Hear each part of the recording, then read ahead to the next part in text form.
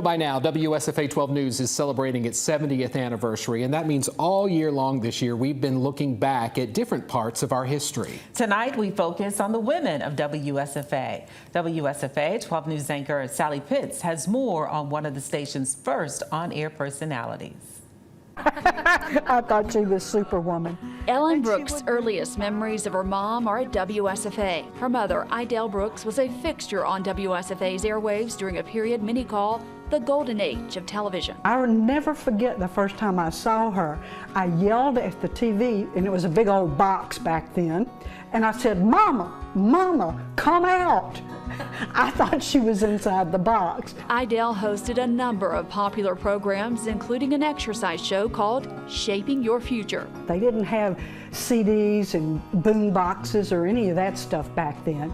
So she had a piano player, and it was Tony Tennell, who became famous as the Captain and Tennille, who would later refer to Idelle as the original Jane Fonda. She also hosted The Guest Room and Party Line. And she created her own shows, and she was the director, the producer. She did everything. And she did it live.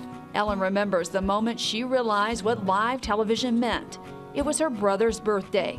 This picture captures that moment.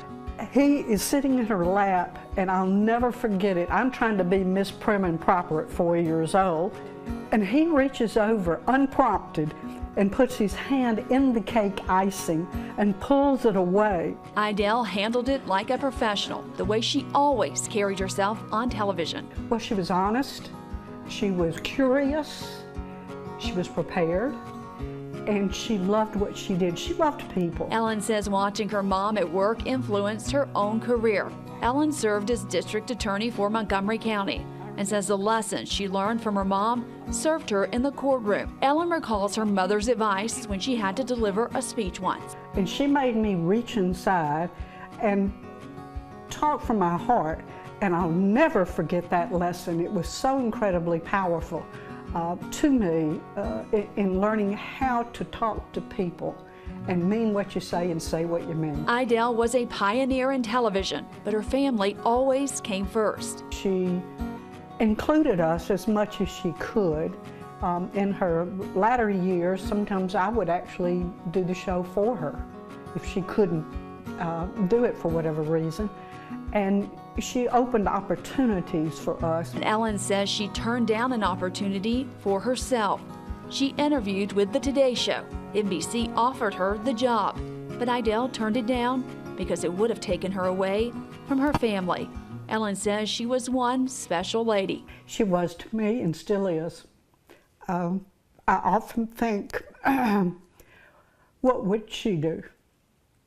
What would she advise me? I'm constantly trying to please her. Brooks was inducted posthumously into the Alabama Broadcasting Hall of Fame in 2015. I remember I was there with the family, and of course Ellen we've interviewed many times before, since she has been the district attorney, was for so many years here, and I always wondered back in the beginning how she was so good with making sound bites, because she could always just speak. Sure could, now that you say that. Yeah, she could just speak so well. Now that I've heard her explain what she learned from her mother, it all makes sense. You can go back and see a collection of pictures and videos of Brooks and many others who helped build WSFA 12 News over the years at the Alabama Department of Archives and History right now. Well, it seems like last